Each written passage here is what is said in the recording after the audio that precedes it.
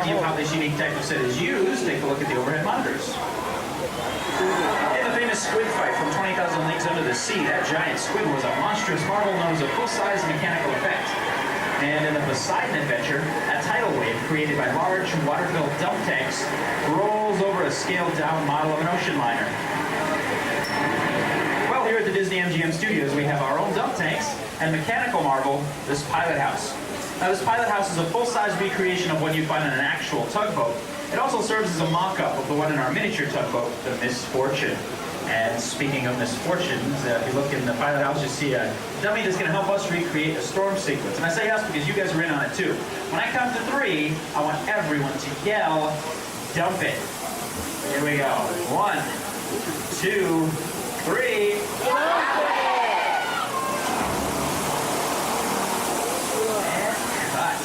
Now, we'll take that scene we just shot, edit it together with some we took of our miniature tugboat in a tank like this, using the same effects. And we'll see how miniatures and mechanical effects work together to create a classic high seas adventure.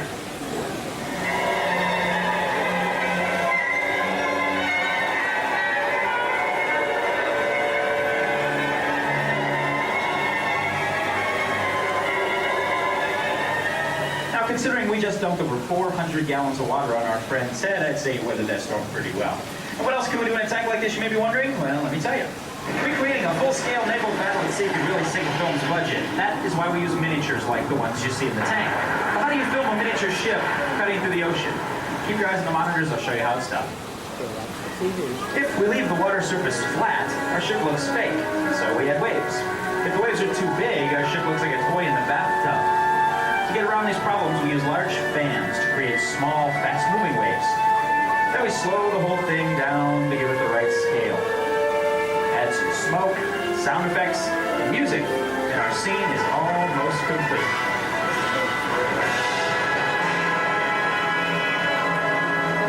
Now I say it's almost complete because we need a few more things. Like explosions provided by underwater air cannons. We need an actor. Now he's going to play the part of Captain Duck, commander of the SS, totally sinkable, in our action-packed adventure, all hands on deck. Here we go, on patrol, in the deepest, darkest region of our special effects water tank, Captain Duck spots a battleship off in the distance and fires a torpedo through the bow section. Fire 1. Nice shot, but everybody knows how far. Enemy planes at 10 o'clock. Duck, Captain Duck!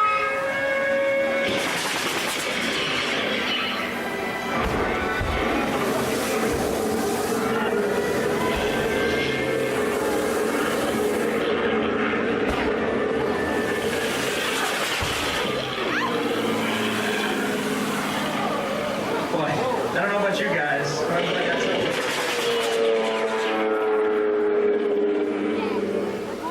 Well, Captain survived the air attack, but he hasn't survived the enemy submarine attack. They just fired their torpedoes, and they're coming at him from every direction.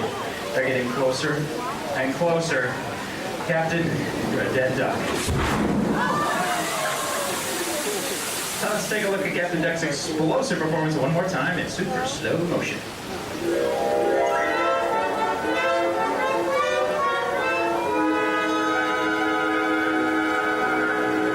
Folks are terrific, and I can also say it's been a blast working with you.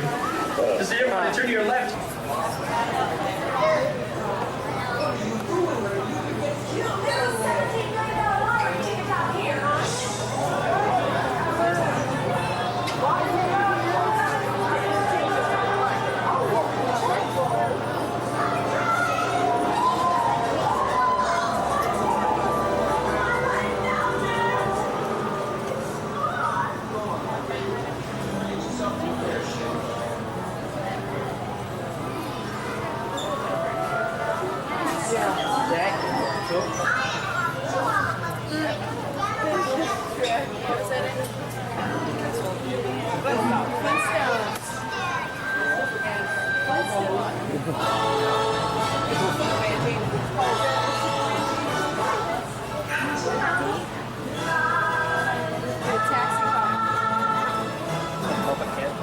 Muppet Cab.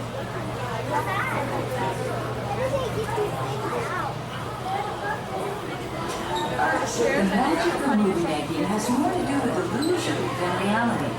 For instance, Beth's apartment was built in a soundstage here at our studios. All those street scenes weren't really filmed in New York City. They were done on our own backlot version of New York Street.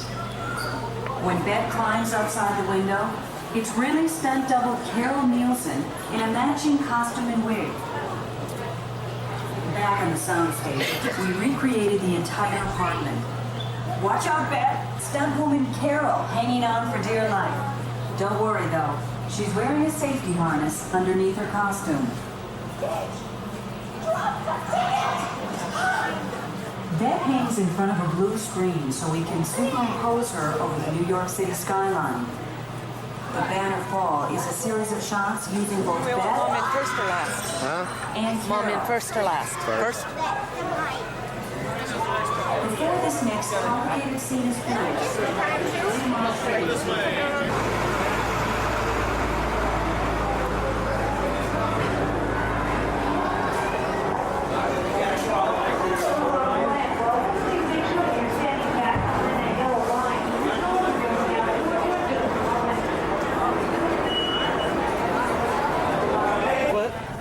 On the right-hand side of the shuttle, might be getting just a little bit wet this afternoon. But that's okay, because those on the left, they might get soaked. That's right, the left-hand side is the wetter of the two sides, so if you'd like to trade places, now's the time to do so. Once we get moving, we ask to be no standing or trading places. In addition, we do ask to keep your arms, legs, head, and all other valuable items inside the vehicle at all times. And for the safety and comfort of those around you, please refrain from smoking. Right, now that I have all the warnings out of the way, I'll tell you what you can do. Feel free to shoot as much film and video as you like. There are absolutely no photo restrictions on this film, so keep those cameras ready. You never know who or what you might see. And with that, we should be underway here in just a few moments, so just sit back and relax. We'll be underway shortly. Looks like we have That's the we same finally have a lens. beautiful day here. So what do I have to do to shoot? Okay, a little bit of Hold it up to your eye. Close, Okay. far. Got it. Does it self-focus into me? Yeah. the Florida counterparts to Walt Disney Studios out in Burbank, California. Now, once again, my name is Danielle, but I'm only half of this tour guiding team. Now, the half is sitting right up front here. His name is Steve, and he'll be your driver this afternoon. Now, what better way to begin our tour than with the very simple one that is Cmgm Studios. As we round the corner, look high in the sky towards the front of the shuttle, you'll see our award-winning Eiffel Tower. Its design is based on that of a water tower that Walt Disney had built for his Burbank Studios back in 1939. But we've added the innovation of a giant set of Mickey Mouse ears. Now, each of those ears weighs approximately 5,000 pounds or 2.5 tons. Our tower stands a lucky 13 stories tall. Its 28.5-foot diameter translates to a hat size of 342 3/8. As you can see, we know this because during the holiday season, we like to top that tower off with a great big stocking cap. Now, the new Cmgm Studios is a high-tech working production center featuring sound stages, outdoor sets, state-of-the-art editing facilities, recording studios, and everything else necessary to produce films, television, and even radio shows. Fireworks. Now, usually we have a number of productions going on here all at once. Today is no exception. I know that earlier, for example, they were testing some new special effects out in our Canyon site. Hopefully we'll get a chance to ride through that set between takes, but I'll have to let you know about that a little bit later in our tour as we get just a bit closer. In addition, this month they just started loading in a brand new production into our sound stages. It's a new movie for Touchstone Pictures entitled Instinct. That was our Anthony Hopkins and Cuba Gooding Jr. They're expected to film with us for about the next 3 months. That's what all these trucks and cars are over here for. They're getting ready for that production. But right now, you want to take a look off towards your right-hand side because we're about to pass by perhaps the most valuable piece of property here in our studio backlot. That's right, it's our Stars parking lot. Nowhere else but in the Disney MGM Studios could you find such unique forms of transportation. Oh, looks like Cinderella got in late again last night. Anyway, as we round up for our portion of the journey in just a moment, we're going to be able to look down the street and in the distance to see a new building on your right-hand side. Well, that's the future home of Walt Disney Feature Animation Florida. This new 200,000 square foot facility will house over 400 artists and animators that go to work on our newest feature film, including Tarzan, Fantasia 2000, and its Bug's Life. Also, out to your left, you'll see a few sculpted figures called topiaries, and just beyond those, 4 large one-story beige buildings. These are our bungalows, and they house the production crews that use our backlot facilities. Recently, they were home to Tom Hanks and his production team for From the Earth to the Moon, as well as a reel-to-reel picture show that's a new movie trivia game show under development here for ABC.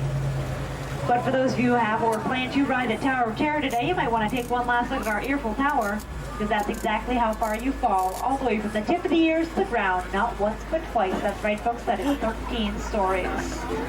But now we're going to take you inside to the glamorous world of creative costuming. Now in costuming, the entire process begins with a designer's sketch. You can see some examples of our designers' artwork along the far walls. From there, the designs are turned over to our talented seamstresses and tailors to create the finished garments that will be worn by our actors and actresses. You can see some examples of their work in the case to your left, for such films and television shows as Cinderella, Toothless, our latest release Lover starring Robin Williams, and in the last two cases, 101 Dalmatians. Now, over 180 artists go through about 175,000 yards of fabric each year to create more than 12,000 garments. That makes us home to the world's largest working wardrobe, creating costumes not only for film and television, but also for our own needs right here at Walt Disney World. Now, in order to give you an idea of the scope of our wardrobe department, if you did a load of laundry every night for the next 33 and a half years, equal the amount of laundry we do here in just one day. That's right, it's about 4.5 tons worth of laundry. But coming up next on your right-hand side, you'll see our special Delta L-1011. For years, that plane flew as part of the Delta fleet, but then we took it over and modified it for film and video use. Most recently, it was used on Soundstage 3 by actor Wesley Snipes in the film Passenger 57 that was filmed entirely here in the Orlando area.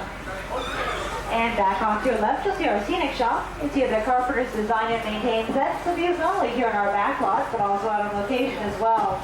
Over the years, a variety of sets have come out of our scenic shop, including sets for Wheel of Fortune, the Mickey Mouse Club, Live Streams with Kathy Lee, even the Emmy Award-winning miniseries, Separate But Equal, that starred Burt Lancaster and Sidney Poitier. Now, one of the great things about the movies, they can take us to so many different places, from the house next door to a dangerous canyon, even to the bottom of the ocean. We can get to any of the places I just mentioned in moments here in our back lot. For example, if we want to film a dangerous underseas adventure, head for the screen tent over here towards the front and left of our shuttle, because that houses our underwater special effects tank. It was originally created for Terry Hulk Hogan's Thunder in Paradise. Now inside it does resemble a large swimming pool, but the bottom can be modified to look like the ocean floor. That creates a safer, more controllable environment for filming. In addition, that green canopy allows us to shoot day shots during the evening and evening shots during the day. But right now we're entering an area of our backlot known as Residential Street. Now many of you may wish you could come and live here at Walt Disney World, and we'd love to have you. But before you pack your bags and move into this neighborhood, take a look through the first house coming up on your right. That's right, folks, it is safe to room because none of the houses on this street have any insides or backs. They're all what's known as facades or false fronts. That sign up front really says it all. Open house. And because different scripts call for different neighborhoods, each day houses on this street reflects a different style of American architecture. Take a look at the second house on your right, number 242. That was used for the exterior shots of Burns' house in the film Ernest Saves Christmas.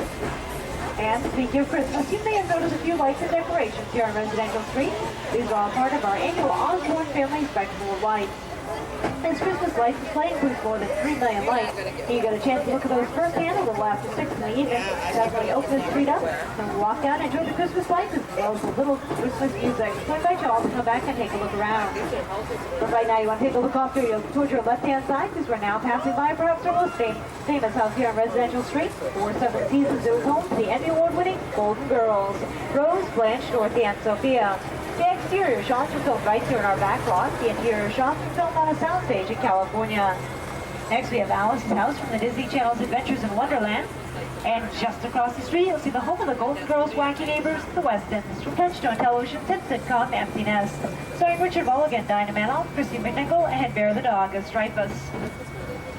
Now, the last house on our street is a little different. It doesn't really belong on your typical suburban street because it's really more of a tree house. And from the theme song, I'm sure you guess what it belongs to. That's right, George of the Jungle. Everybody may remember George from his cartoon in the early 60s, which is the new live-action version starring Brendan Fraser and Leslie Mann. And right now, we're approaching the over-the-counter part of Residential Street, New York City. We'll be back here a little bit later in our day, but right now we want to take you 15 minutes to our back lot. And for those who are here, special light catches for the exterior, please line barricades there. Now, one of the most popular things about movies these days are all the action scenes with their car chases, explosions, and crashes. Where did all the planes, trains, and automobiles go once they've been blown up? Well, they often end up in what we call a boneyard. It's here that we store large-scale props until they're ready to be used in a future production. As we round the corner, you'll see a perfect example. It's a section of a C-123 cargo plane that was used in Disney's Operation Dumbo Drop. But many of you may have seen the missing sections more recently, as they were cut off and sent to California for the film Con Air. Next, we have 3 solar vans off from Honey, I Broke the Kid. The vintage cars were used by Warren Beatty in the movie Dick Tracy. That long black speedboat is from Disney Presents the 100 Lots of Blackjack Savage. It's modeled after an SR-71 Blackbird biplane. All the military-looking vehicles were used by director Steven Spielberg in the film Indiana Jones and the Last Crusade. Take a close look at the tank as we ride by, and you'll notice something unusual about it. Things a lot of wear and tear on the actors.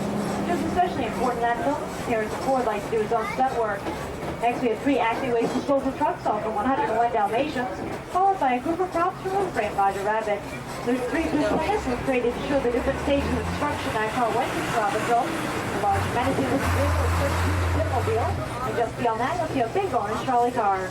Well, it's not really a trolley car at all, but rather a modified bus. What appear to be steel wheels are actually fiberglass covers that fit over the tires. Next, the Clutch Blue Jaguar from James the Giant Peach, the helicopter cockpit from Blue Thunder, the GB and a used aircraft autogyro, both from Disney's The Rocketeer, the battered pushcart and boss studs were used in Cool Runnings, Dolly Parton drove the big Mercedes and straight top, and these 2 large canisters with the piping, well, they represented the bilgeway of the USS Alabama on the film Crimson Tide. But now if you take a look at our cross the canal, you get a real backstage view on Presidential Street. Notice that all the architectural details like shingles and just outside the camera's range. Hollywood Christmas home, saving money. Well, right now we are approaching a large-scale standing film. They filmed a number of television commercials as well as TV specials. This would have testing those special effects that I was telling you about earlier. Tells us they're in the middle of a test right now. We're going to pause here. Steve's going to try and get us cleared from that set. But as long as we'll pause here for just a moment, we want to take a glance off towards your left-hand side. You'll see an airplane known to airports throughout the country as the 234 Mickey Mouse. That was actually Walt Disney's very own personal airplane, and used to find the perfect location for Walt Disney World. Here we are 25 years later. And for those of you wondering about our special of lights, well, all these lights were donated to us by a man by the name of Jennings Osborne from Little Rock, Arkansas. Originally, Mr. Osborne actually had almost 3.5 million of those lights on his very own home in Arkansas. But well, as you can imagine, that created quite a bit of traffic in the neighborhood. And his neighbors weren't too appreciative of that, so they actually took Mr. Osborne to court, and the Supreme Court eventually made him take those lights down. So that's how they ended up right here in the Cmgm Studios, because he still wanted people to be able to enjoy them. All right, we are all clear. Now, it looks like we did get cleared, so that's nice work up there by on your part, Steve. But I will ask that everyone remains seated and hold on tight to all personal belongings as well as small children. So we'll be traveling across a rather rickety wooden bridge, and I don't want to lose anyone or anything in here. It took about 6 months for our production team to build this canyon. It's modeled after an actual canyon in Southern California. Now, 6 months may seem like a long time for one set. When you think about how long it took Mother Nature to build the real thing, that's not too bad at all.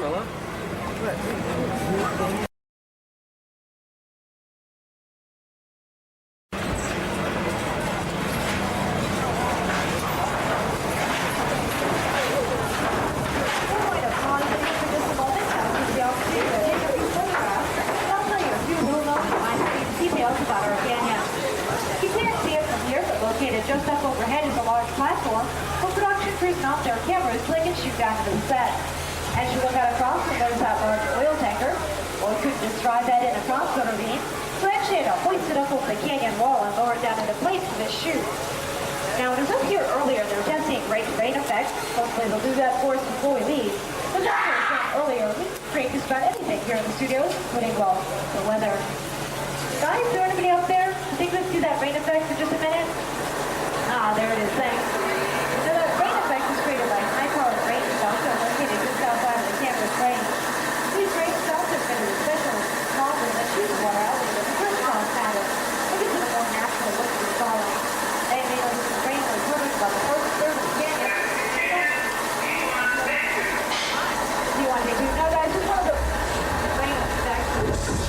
Hang on, you're still filming it here? We've been filming in here now. You need to cut the scene. Come on, guys, cut.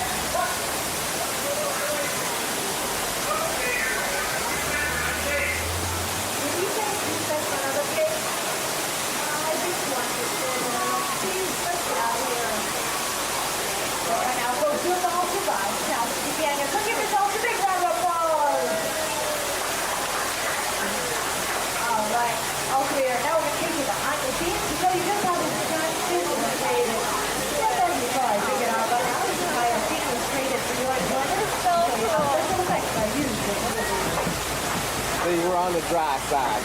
What, did you get very wet? Nah. Just drips on that thing and splashes up mostly. California, see that our canyon is actually a large steel structure covered with wire mesh. The wire mesh is covered in thin layers of cement that are hand carved to make it look like natural rock formations. Despite all the pipes that run throughout the set carry the gas for our fires and explosions, those large white pipes carry the water for the flash flood. And that flood began, we opened the gates of 3 large dump tanks located at the top of the set, sending 70,000 gallons of water crashing towards our shuttle. To add more action to the scene, we used high-powered air cannons to blow water into the set. These are so powerful that if you took one to New York City and put a basketball in it, it actually launched that basketball up over the Empire State Building and still have room to spare. The shaky felt was created by large hydraulic shaker tips under the bridge. This was so small that it could slow a small car up over the railing at the base of our canyon. Now this entire scene was created with the help of our Hollywood special effects team. What seemed like an out-of-control disaster was actually a safe, computerized sequence of events that could be reset and recycled in just 3.5 minutes. On a busy day, that's just enough time to bring in our next shuttle load of victims. Visitors. Now from the canyons of Southern California to the streets of New York City. Sit back, relax, and enjoy the breeze. We'll be there in just a moment. But for those of you who may have been curious, coming up on your left-hand side, you'll see the complete remains of the Statue of Liberty set that was from Jungle to Jungle, starring Tim Allen.